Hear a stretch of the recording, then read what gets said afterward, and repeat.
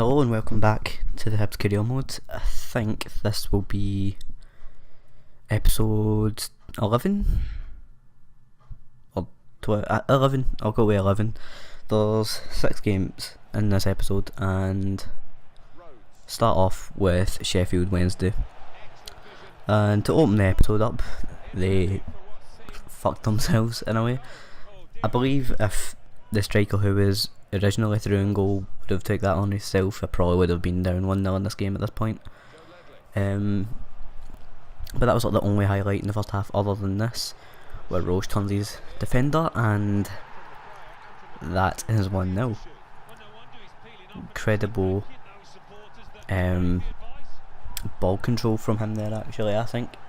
Now, where I am at the moment from what I've played in this game, or in this series I suppose, I think there will be like not very many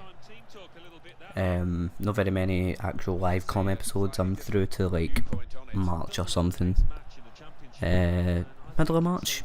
I think I'm at the middle of March, but I'm planning on recording a live com for the middle of March to like the end of March, because there's like 6 games to go in March, so it's a fairly busy month considering. But we go up to 2-0 here, and it's a nice goal. It's a very nice goal.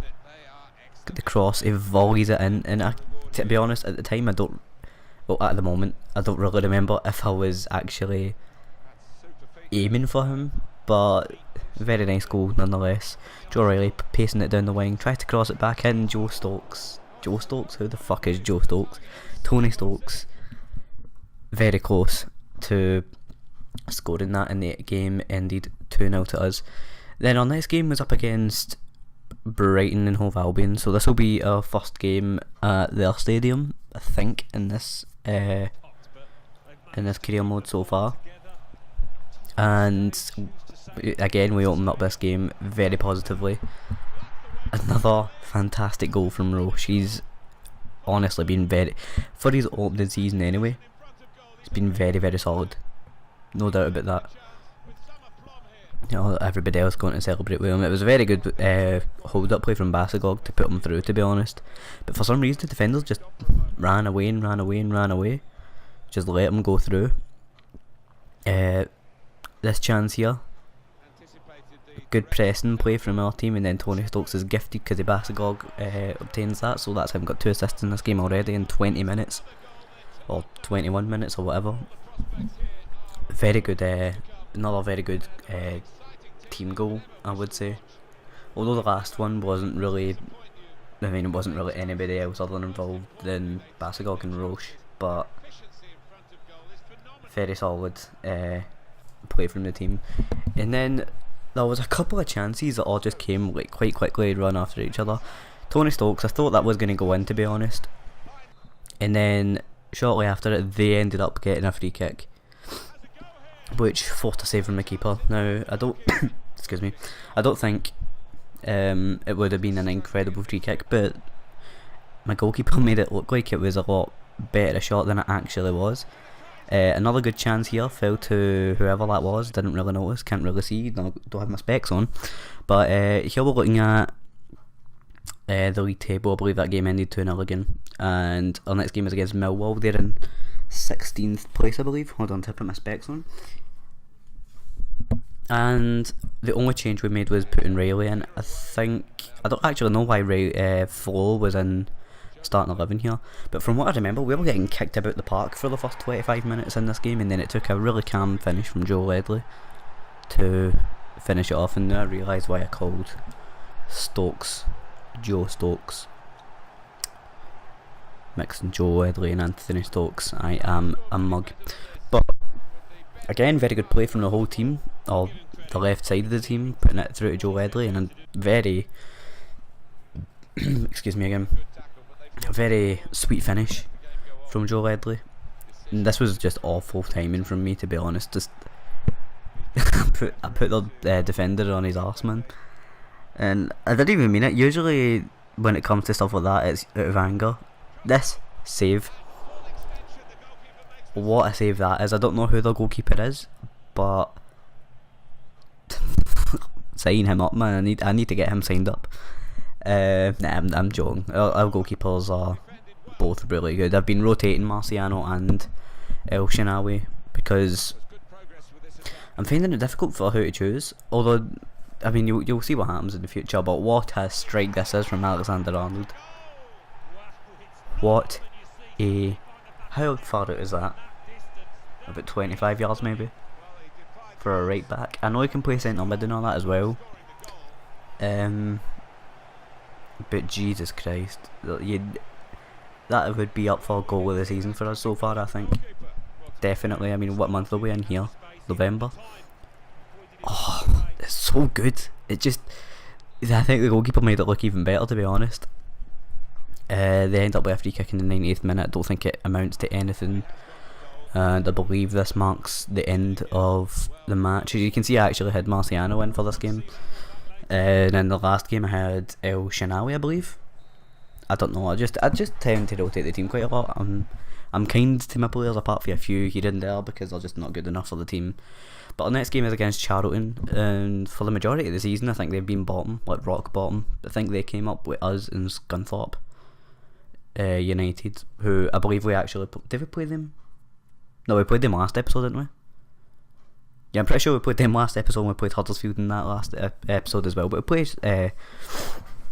we play Charlton in this game, and we play a very rotated team. As you see, people like Graham, Moyano, awful defending. Just before going into this game, I had a feeling. You know how you get the games in FIFA? What tends to happen in FIFA is you find it easier against the top teams, and then you face the bottom teams, and it's like you actually struggle for some reason. I don't understand it. It doesn't make any sense. The logic is non-existent. But going into this game, that's what I felt was happening. Although we did get a decent chance just before half time, but didn't really amount to anything from that directly.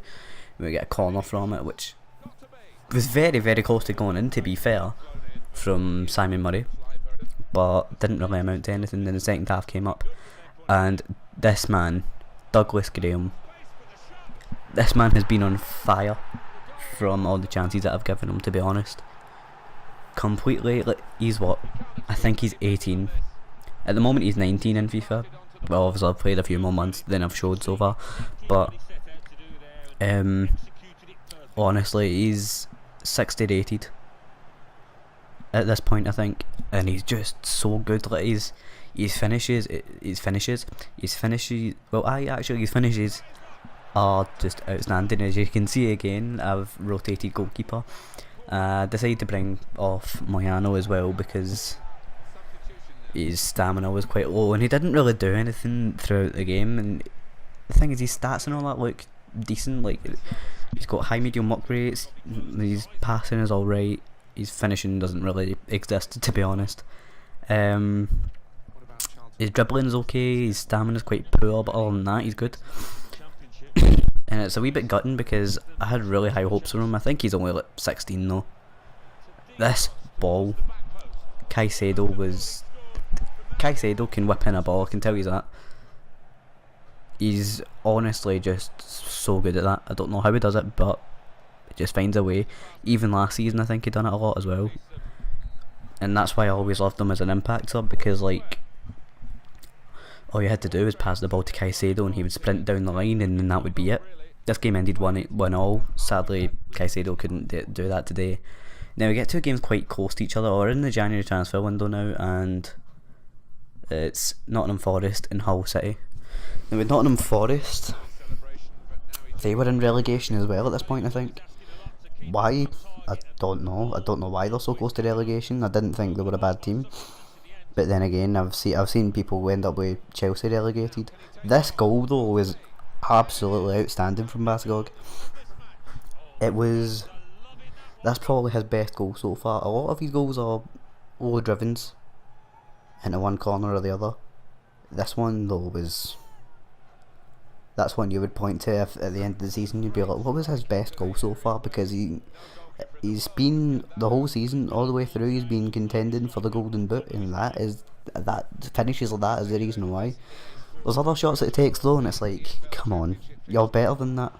I was genuinely with this tackle here, I was thinking, right, I've definitely got the ball, and I end up like inches away from it, and it's so annoying. It happens way more often than you would want it to. But I'm fucking better at slide tackles in real life than I am in FIFA, and I didn't think that was possible. They get a free kick because Joe Ledley took somebody out, I think, and the free kicking amounts to nothing again. And I say again, I mean, one of the times I got beat was because I let somebody away with doing a free kick. And to me, not putting somebody on the line, but you know, that's my fault. And that would mark the end of this game as well. We win this 1-0 away at Nottingham Forest Stadium. We'll look at this. We'll look at the table here. Hull City were in 11th there, and this is only two days later.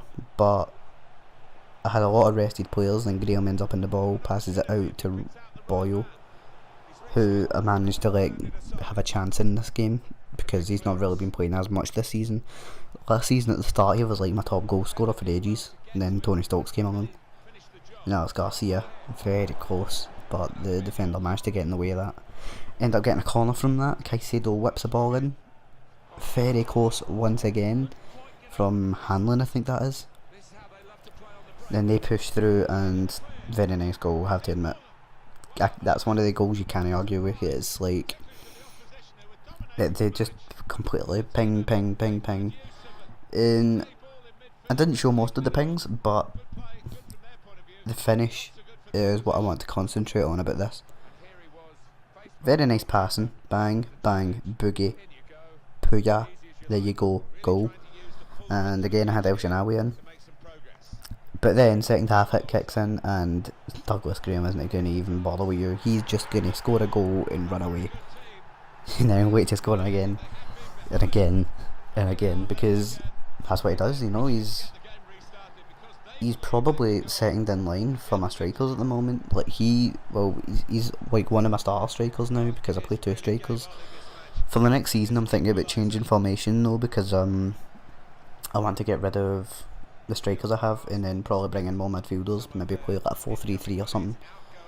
This ball was so close to reaching Caicedo at the back stick, but just defender.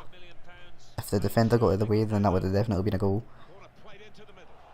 And then this amounts to nothing as well. And this is another one of the slide tackles, right? You look at that and you're just like, that has to be. Absolutely has to be, man. It has to get a connection on the ball. Ended up getting a yellow card for that. And I think I brought on Janiotas for Soteldo. And this is what he does. Passes it to Graham. It's all about Graham here, to be honest. What a finish. What a play. And then that puts us up 2-1 against Hull. From being 1-0 down in the first half and then going all the way to the 84th minute and then scores a double in this game. Gets a brace. And basically gets us the 3 points. He's just outstanding for somebody who's 60 rated. That is the main focus really. And then they get a final chance, but nothing comes of it, and then we end up winning the game there. So our next game's against Wigan, and that's in the Emirates FA Cup. So I'll see you in the next episode. Leave a like, subscribe, and I'll see you next time.